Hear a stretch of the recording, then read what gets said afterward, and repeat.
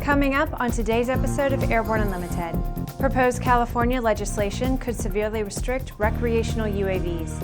One World Trade Center base jumpers beat jail time. Restoration of Mosquito Prototype receives funding.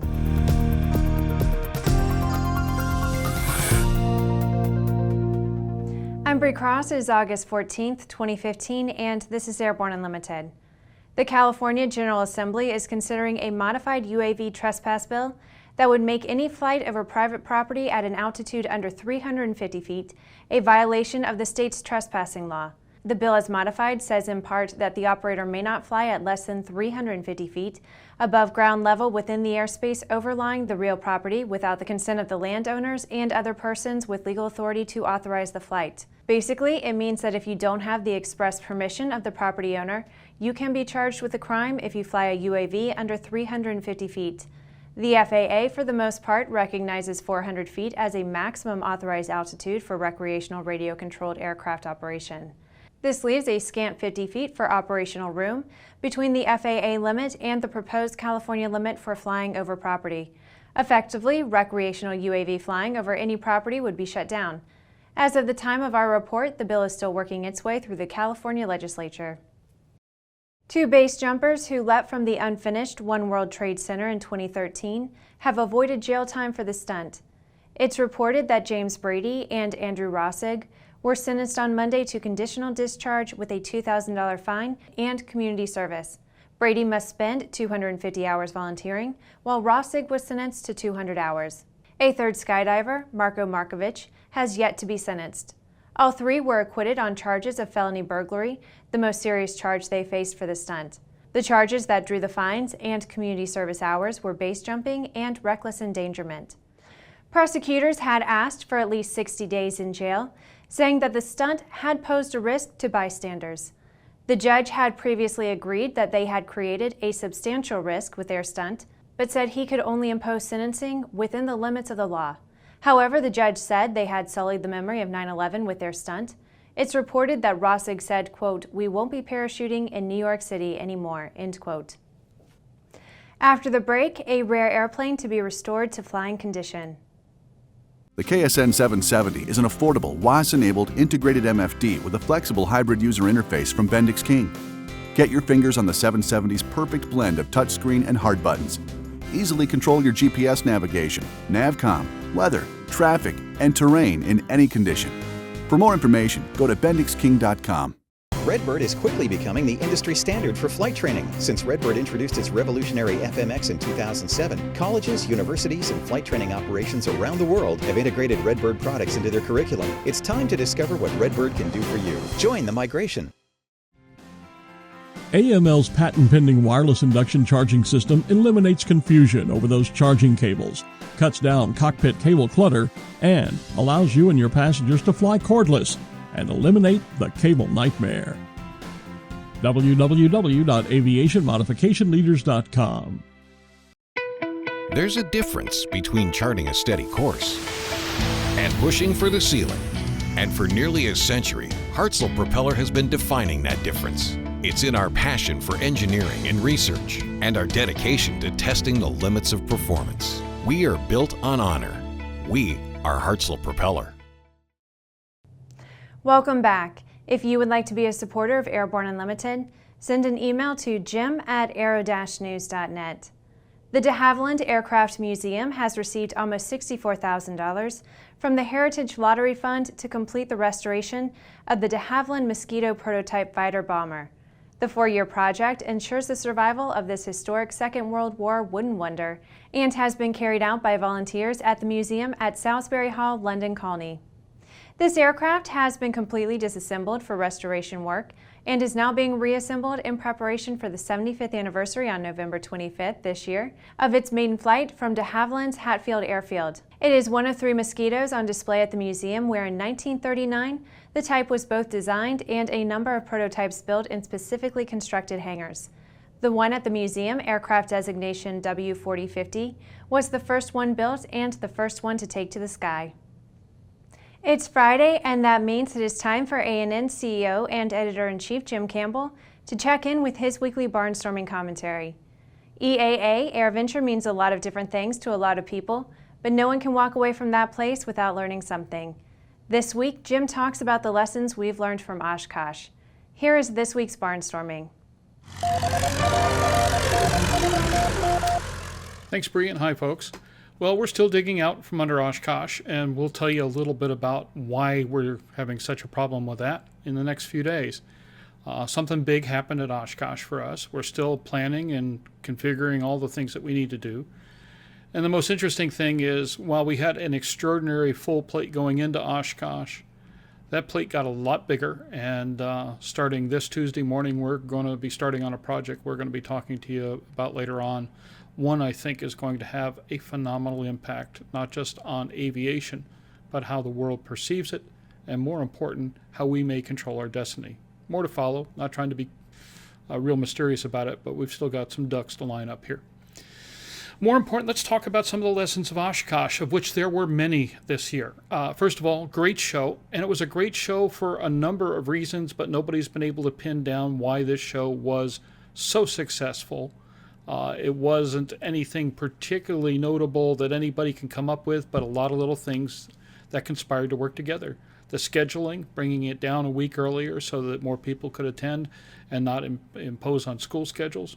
Brilliant, good idea. At the same time, when I walked around Oshkosh this year, and for a while I thought it was my imagination, but everybody has that I've talked to has said basically the same thing. Oh my gosh, did you see? We saw families. We saw people of color.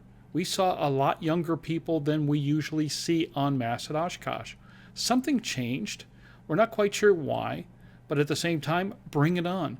Aviation is perceived by the outside world as this massive gathering of old white guys. And frankly, it has been. We need to be more inclusive. We need to be more welcoming. And let's face it, we need more families, more young people, more people of color, and of all genders. We've seen more women thanks to the efforts of women in aviation, but it's not nearly enough. It's several percent, but that's a fraction of what it should be, especially when you look at how women relate to the total population outside of aviation. We saw innovation maintain its prominence and take a greater role in Oshkosh. It's something we've been preaching for a while. We're happy that everybody seems to be putting an emphasis on this once we started emphasizing it several years in the past. But in no uncertain terms, innovation is going to be a watchword.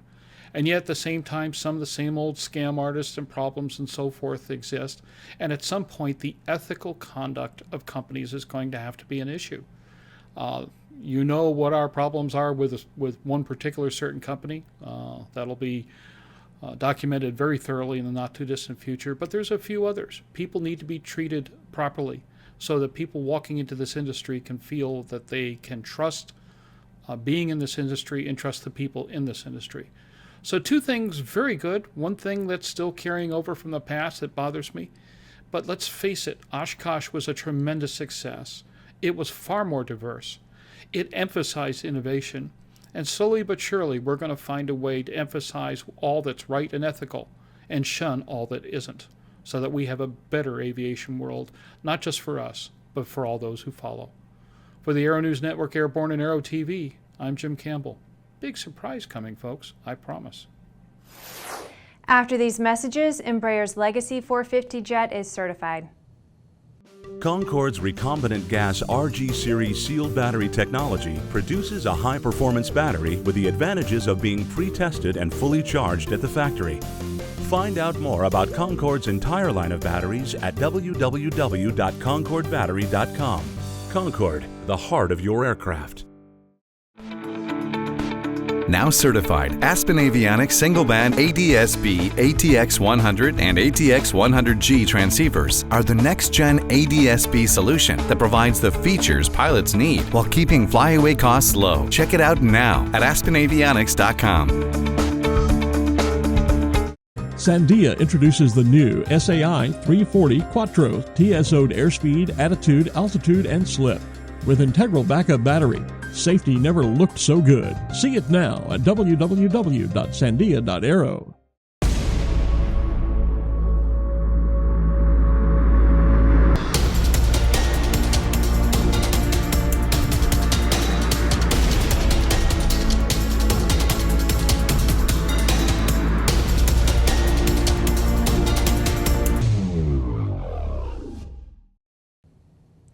Welcome back. With so much news coming out of the aviation industry, we're summarizing some other interesting stories in a brief segment we call Around the Patch.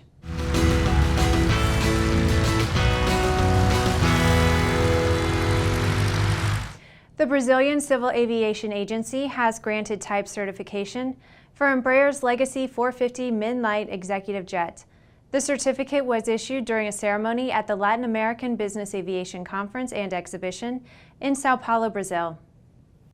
The City of Glendale has hired Ken Potts as the new airport administrator for the Glendale Municipal Airport.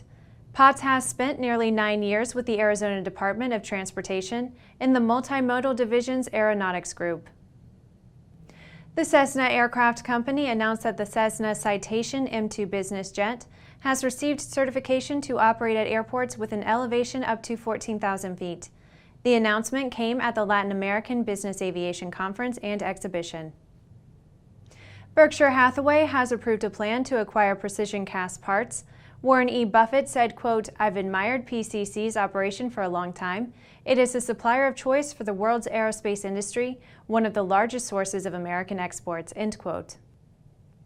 A report finds an overwhelming majority of Americans say they support restrictions on the use of drones.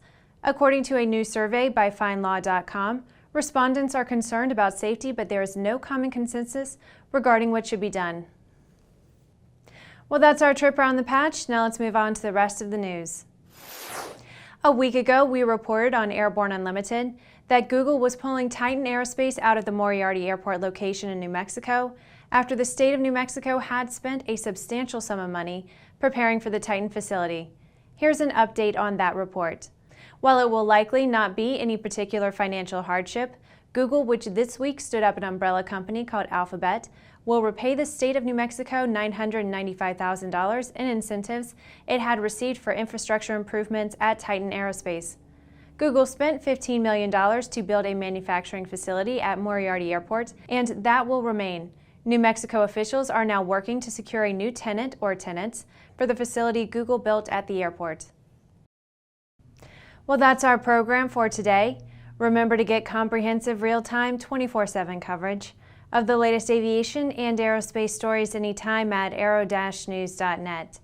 Remember that Airborne Unlimited is streamed daily, Monday through Friday, with additional breaking news bulletins for important stories that fall outside of our normal deadlines. Please join us and a growing roster of over 100 outstanding industry associations and organizations every weekday for the best in aviation and aerospace news from the staff of the Aero-News Network, the aviation world's most comprehensive news and information resource. Have a wonderful weekend. We will see you on Monday.